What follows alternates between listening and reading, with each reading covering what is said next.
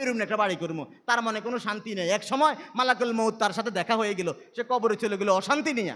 কি নিয়া? অশান্তি নিয়া। এই জন্য রাসূল বলেন, আল কাইয়িসু মান দানা নাফসাহু ওয়া আমিলা লিমা বাদাল মাউতি। বুদ্ধিমান হলো সেই, প্রকৃত শিয়ানা সে ব্যক্তি যে ব্যক্তি আখিরাতের লাই কাজ করে, যে ব্যক্তি দুনিয়ার চাকচিক্য দেখে না। প্রিয় হাজিরিন, তো সূরাতুল ওয়াকিয়া রাসূল বলতেছেন সে ব্যক্তিকে আল্লাহ রাব্বুল আলামিন দুনিয়াতে শান্তি দিবে। কদ আফলাহা মান আসলামা ওয়া রুজিকা কাফাফা ওয়া কান্নাহুল্লাহু বিমা আতা। সেই ব্যক্তি সফল যে ব্যক্তি সামান্য রিজিক পাইছে, কিন্তু ওই রিজিকের উপর সে সন্তুষ্ট। সুবহানাল্লাহ বলেন।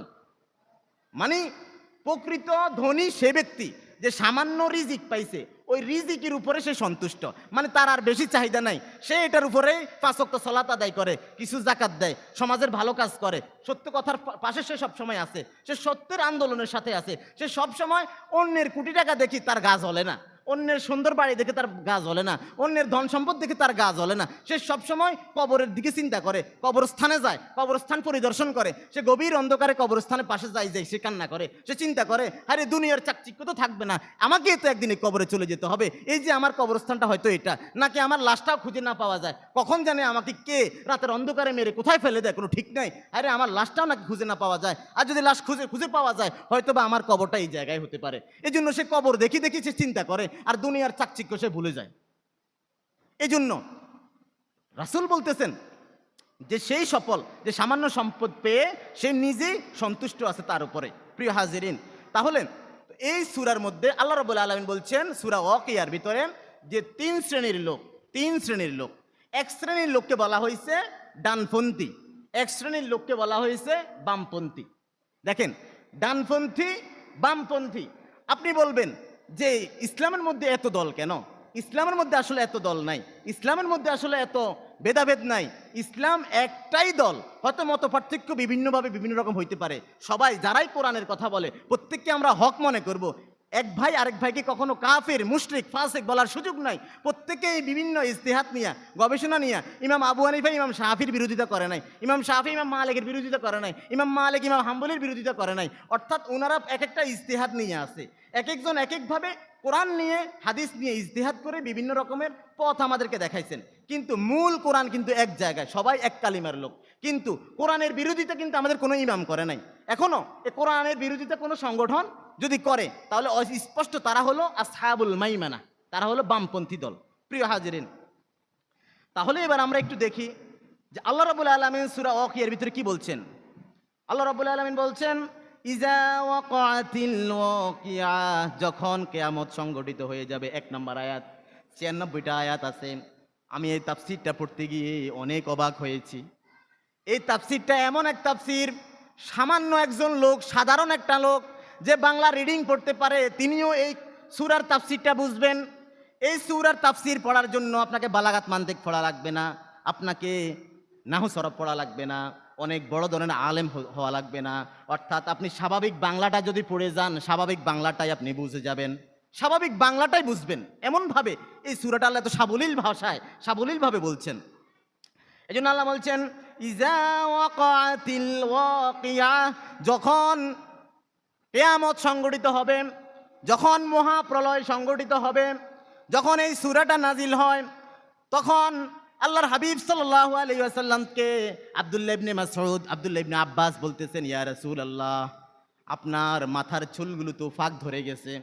আল্লাহ রাসূলের যদিও সামনের চুলগুলো ফাঁকে নাই, কানের এই লতি থেকে ওই লতি পর্যন্ত পিছনের দিকে 18টা চুল, মত পার্থক্য থাকতে পারে, 18টা চুল মাত্র ফাঁক ধরেছে।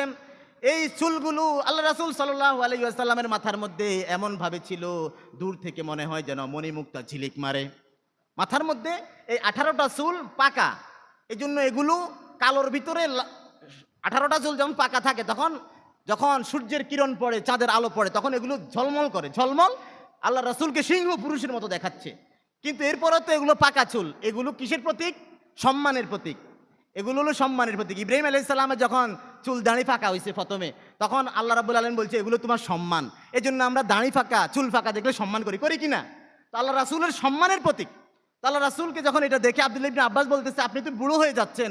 কয় যে হ্যাঁ, আমাকে 5টা সূরা বৃদ্ধ করে ফেলেছে। কয়টা সূরা?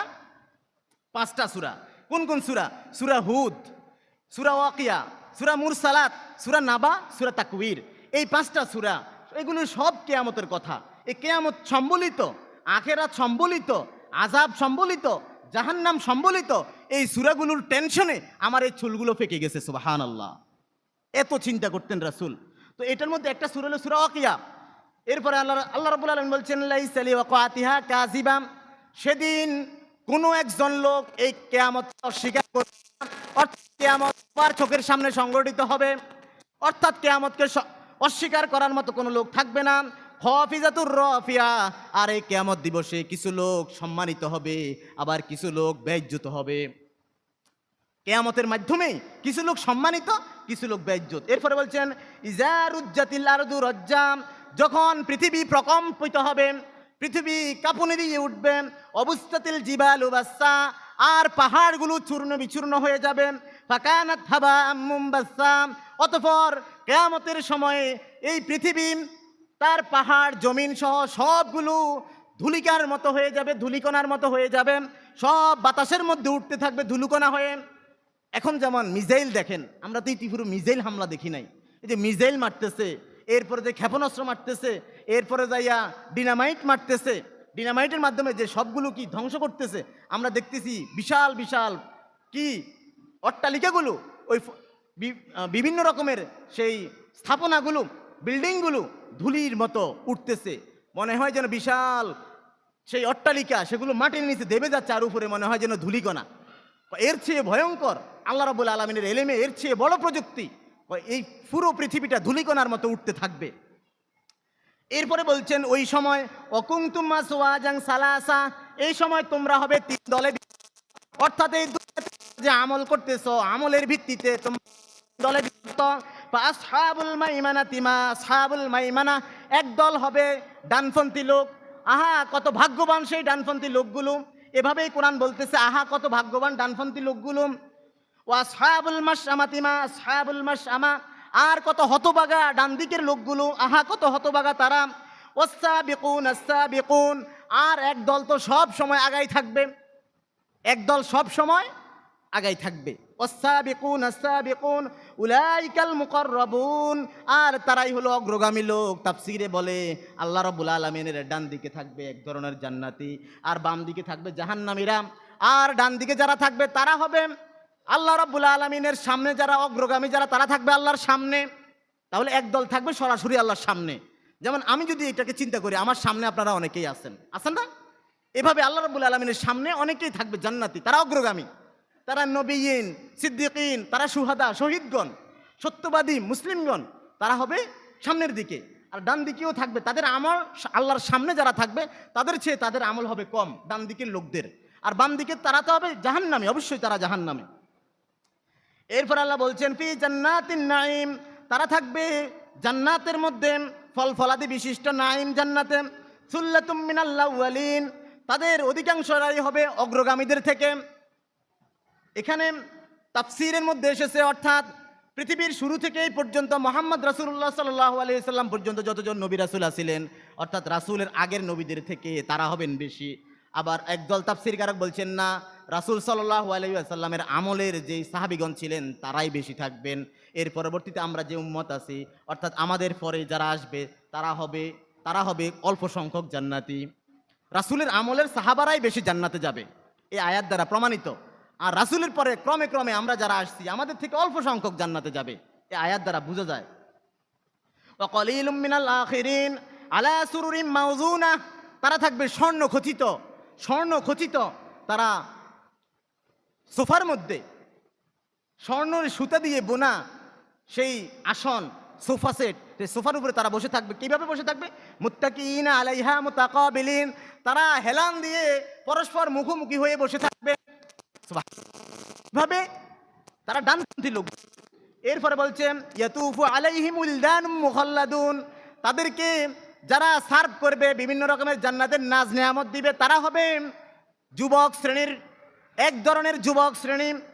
তারা তাদের পাশে ঘোরাফেরা করবে বিআকওয়াবি ওয়া বারিক ওয়া কাসিম মিন মাইন, স্বর্ণের পাত্র নিয়া, সুরা পাত্র প্রস্রবণ, অর্থাৎ জান্নাতের মধ্যে যেই ঝর্ণাগুলো থাকবে, প্রস্রবণগুলো থাকবে, পানির নহর, মধুর নহর, দুধের নহর। এরপরে যাইয়া তারা পানি, দুধ, মদ, মধু, এই 4 ধরনের প্রস্রবণ থেকে আল্লাহ রাব্বুল আলামিন সেই যুবকদেরকে, চিরকিশোররা, তাদেরকে সেখান থেকে পান করাতে দিবেন। এরপরে এই পানি পান করার পরে লা ইউসাদ্দাউনা আনহা ওয়া লা ইউনজিফুন, এই পানীয় পান করার পরে তাদের মাথাও ঘুরাবে না, তারা বিকারগ্রস্ত হবে না, তারা পাগলও হবে না। অর্থাৎ এই পানি পান করলে, দুনিয়ার মদ কেউ যদি পান করে তাহলে তার মাথা ঘুরায়, সে কাঁঠাল গাছকে বাবা বলে, এরপরে কাঁটা গাছকে জড়ো করে ধরে করে বাবা ঘরে চলেন, অর্থাৎ তার মাথা ঠিক থাকে না। কিন্তু জান্নাতের সেই প্রস্রবণ তার কি বিকারগ্রস্ত হবে না, সে পাগল হবে না, তার মাথাও ঘুরাবে না। ওয়াফাকিহাতিম মিম্মা ইয়াতাখায়্যারুন, এরপরে তাদের জন্য সেখানে থাকবে ফলমূল, অনেক ধরনের ফল ফলাদি। ওয়ালাহমি তায়রিম মিম্মা ইয়াশতাহুন, আর তাদের জন্য থাকবে পাখির গোশত, যা তারা চাইবে, যেরকম গোশতই তারা চাইবে। ওহুরুন ঈন, আর তাদের জন্য সেখানে থাকবে হুর, অর্থাৎ জান্নাতি রমণী। আল্লাহ রাব্বুল আলামিন বলছেন, আমি পুরুষদের সাথে সেই হুরদের নিজে বিয়ে পড়াইয়া দিব। সুবহানাল্লাহ, নিজে আল্লাহ বলছেন ওয়াজাওয়াজনাহুম বিহুরিন ঈন, আমি জান্নাতীদের সাথে হুরদের নিজে বিবাহ পড়াবো। সুবহানাল্লাহ, আল্লাহ নিজে বিবাহ পড়াই দিবেন। তার মানে এই হুরগুলো আল্লাহ আপনাকে দান করবেন। তারা কেমন? কামসালিল লুলুইল মাকনুন, তারা হলো মণিমুক্তা যেমন ঝলমল করে, ও তাদের দেহটা এমন মণিমুক্তার মতো ঝলমল করে, এমন মণিমুক্তার ঝলমল করে নেওয়ালার মতো এমন হুর, এমন স্ত্রী আল্লাহ রাব্বুল আলামিন দান করবেন। কি জন্য? জাযাম বিমা কানু ইয়ামালুন, এটা হলো দুনিয়াতে তাদের কর্মের ফল। সুবহানাল্লাহ, জাযাম বিমা কানু ইয়ামালুন, দুনিয়াতে তাদের কর্মের ফল। কুলু ওয়াশরাবু বিমা হানিয়া বিমা আসলাফতুম আইয়ামিল খালিয়া, বিগত দিনের কষ্ট ক্লেশ করার কারণে আজকে তোমরা খাওয়ার পান করো, উপভোগ করো। সুবহানাল্লাহ। লা ইয়াসমাউনা ফিহা লাগওয়া ওয়ালা তাসিমা, তারা সেখানে কোনো অসার কথা শুনবে না, তারা সেখানে কোনো বাজে কথা শুনবে না। ইল্লা কিলান সালামান সালামা, তারা শুধুমাত্র শান্তি আর শান্তি, শান্তি আর শান্তি। জান্নাতের এই নেয়ামতগুলো তাদের জন্য নিষিদ্ধ করা হবে না, আর তাদের জন্য শেষও হয়ে যাবে না।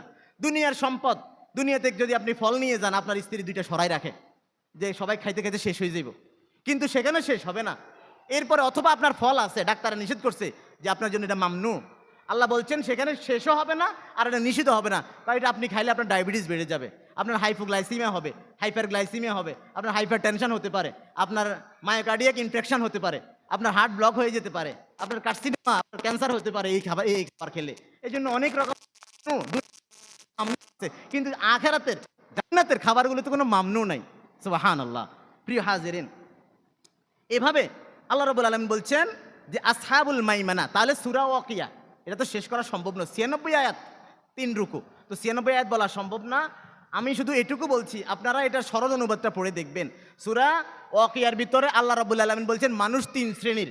এখন এক শ্রেণী ডান দিকে, এক শ্রেণী বাম দিকে। ডান দিকেরা জান্নাত, আর এক শ্রেণী বাম দিকে তারা অবশ্যই জাহান্নাম, আর এক শ্রেণী আল্লাহর সামনাসামনি থাকবে, তারা হবে শহীদদের কাতারে। সত্য কথা বলতে যাইয়া যে মারা গেছে, দুনিয়াতে কোরআন বাস্তবায়ন করতে যাই যে মারা গেছে, যুদ্ধের ময়দানে যে মারা গেছে, হক পথে থাকি যে মারা গেছে, সে শহীদরা থাকবে, নবীরা থাকবে, সিদ্দিকিন থাকবে, শুহাদা থাকবে সামনের কাতারে। তাহলে আমরা সামনের কাতারে না থাকতে পারলে অবশ্যই